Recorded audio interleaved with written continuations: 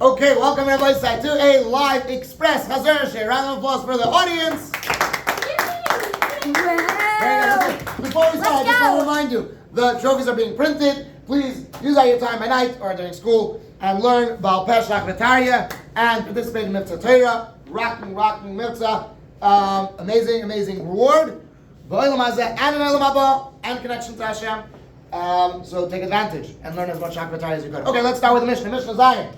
Here we go. Okay, the case is a continuation from last case about giving a barrel of wine, oil, whatever it was. Continuation from the last Mishnah. Zok the Mishnah. A mafkid who gives a barrel to his friend and the shomer moves it. He moves it around. Okay, now there's three factors that the Mishnah is going to depend on to determine the din. Factor number one is, what was the agreement? So it depends. If the agreement was if the owners did not specify a place, or where it should be, or the owners specified a place for it to be. Okay. Factor number two. When did it break? Okay. Option number one is out of his hand, and option number two is from when he put it back. That's when it broke. Factor number three is why did he take it? Why did he take it? Either l'tzarkai for his own need to use it, or l'tzarka for its need. So these are the three factors that the Mishnah is going to consider in order to determine the din. Okay, so now but something to remember, listen very closely, something to remember is that when it's l'tzarka for its need, it's always going to be potter. If it's l'tzarka for his need, then sometimes it's going to be chayav, sometimes it's going to be potter. Okay, let's go now actually to the case of the Mishnah. The case of the Mishnah is the mafkid gives a barrel to his friend to watch, and the shomer moves it. So now it depends. If the Baal Bayis designated a place, if the Baal Bayis didn't designate a place for it, then it depends. Did it break from within his hand or not? If it broke from within his hand, well, it depends. Why did he move it? Okay, if he moved it for his own need, then he's chayiv. If he moved it,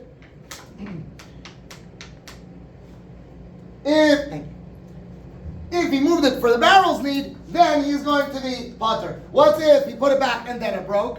Then it depends why he moved it. If it's for his own need, then, or actually this does depend. This does depend. If he moved it for his own need or for its need, he's going to be potter because he already put it back. Now, what about if the Baal Bayis designated a place for it? Hey, what happened over here?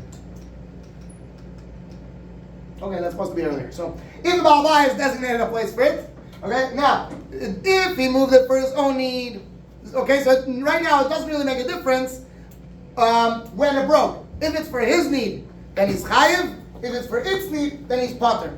It doesn't really matter if it broke while it's in his hand or he put it back ready.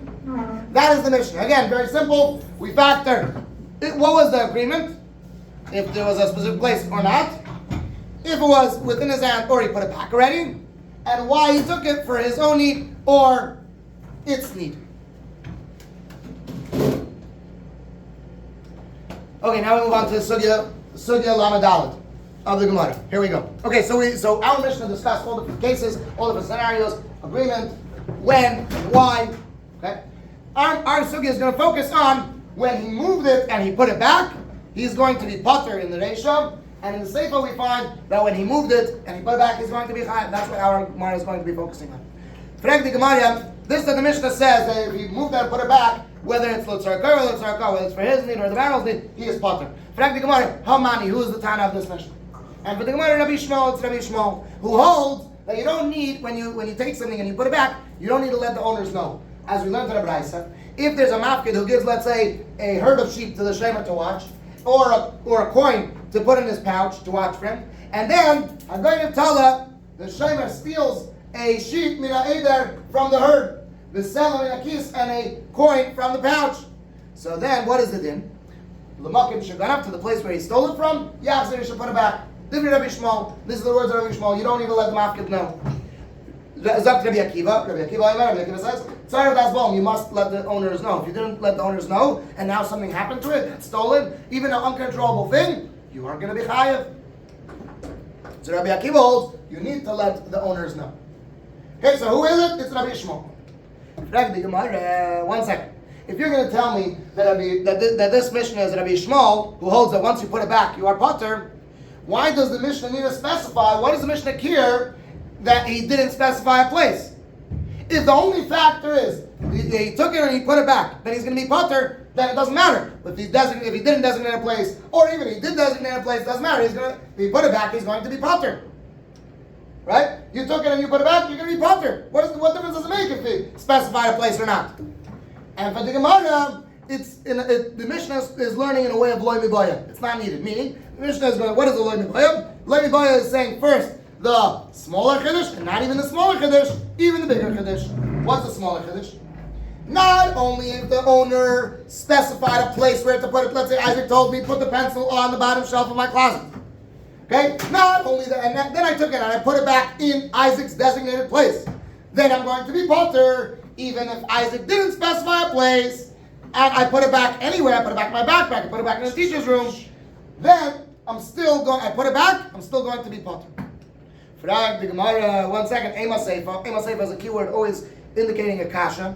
We said something, now we're going to slug it up from the Seifa. Ema Seifa. Let's look at the Seifa of the Mishnah. If he moved it for his own need, whether it broke from his own hand, whether it broke from after you put it back, you're going to be chayiv. So 1 second, how can that be? How can it be that once you put it back, you're going to be chayiv? Rabbi Yishmael says you can put it back and you don't need to tell the owners, and you're going to be potter.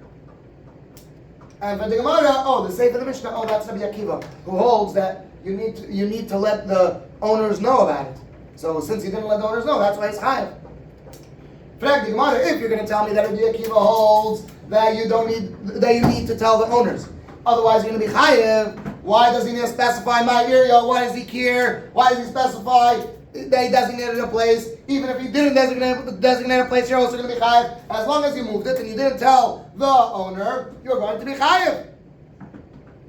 Doesn't matter designated a place or didn't designate a place. And for the Gemara, it's taught, the Mishnah is taught in the way of loy mibaya. It's not needed. Meaning it's not needed the lower chiddush, even the higher chiddush. How does that work? Not only if there isn't a specified place. I put it back anywhere. I need to tell the owners, and if not, I'm going to be chayiv. Even if I did put it back in Isaac's specified place, which is like Isaac asked me to keep it in that place, even so, I need to tell the owners, I took it and I put it back. Otherwise, if something happens to it, I'm going to be chayiv. Frag the Gemara, 1 second, you're going to tell me that the first half of the Mishnah is Rabbi Akiva, and the second half is the first half is Rabbi Shmuel, and the second half is Rabbi Akiva? Could it be such a thing that the Mishnah says two different things from two different people without even saying their name? Who says what?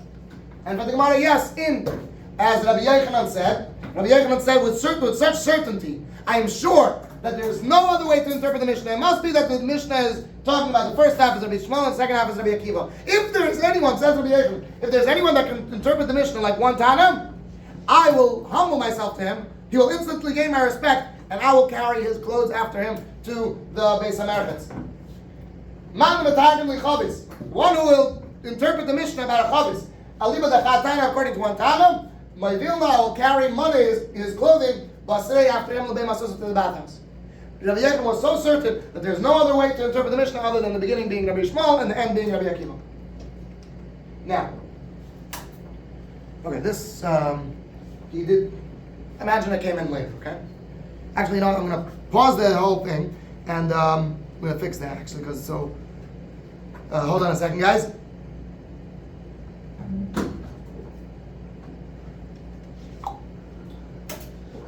Let's see if we can fix that real quick. Okay, good. Here we go. I think it's fixed. Okay, so now the Gemara answers, and the Gemara is going to say that the whole Mishnah goes according to Rabbi Shmuel. But the Gemara is going to answer all the way at the end. So I'm giving a spoiler. The Gemara is going to answer that it's all Rabbi Shmuel, and the reason why it's chayav over here is because he didn't put it back properly. Okay, but the Gemara gets to there soon. But let's now go according to the order of the Gemara. The Gemara now says three interpretations to what the Mishnah is talking about. Three explanations for the Mishnah. The Mishnah is talking about that the Shemer moved it in order to steal the entire thing. Rabbi Nosson Bar Abba says he actually moved it just to use it. Like use a little bit of it. But not like, there's no real missingness. Like let's say you used like a few drops to taste. I don't know, whatever. Like you used a little bit of or imagine take for example you used an eraser of a pencil. Like there's nothing missing of it, but you use it. Okay? Frankly, like, what are they really arguing about? Like, seriously, they're arguing if he stole the whole thing or a little bit of it? Like, what's really their argument? Michael Miflig, what are they really arguing about? And for the Gemara, well, look, they both hold, they're arguing on what is shlichus yad. Now, before I continue, let me introduce a musag of shlichus yad. Shlichus yad means if I give something to you to watch and you use it, or you take it for yourself. That's shlichus yad. Okay? Now, according to Rabbi Yaakov bar Abba, shlichus yad means that you took the whole thing and there's something missing of it. According to Rabbi Nosson bar Abba, shlichus yad means that even if you used it a little bit, even that there's nothing missing of it, that's already shlichus yad. But at the bottom line, they're both trying to interpret the Mishnah. The Mishnah is talking about that the Shemer was sheliach yad. Rabbi Gemara on Rabbi Yaakov, Rav Sheshes on Rabbi Yaakov and on Rabbi Nosson. 1 second. How can you say that he took it? The Mishnah doesn't say he took it. Meaning the Talmud doesn't say that he took it. Tilt lakatani. It says that he moved it. So he must say that he did shlichus yad in another way. Rav Sheshes says he did shlichus yad how? He moved it in order to climb on it, in order to get his doves. To bring his doves from the tree house as we see over here. Okay? From the birdhouse. The bottom line is, and he holds that someone who borrows something without letting the owners know is a thief. So the bottom line is,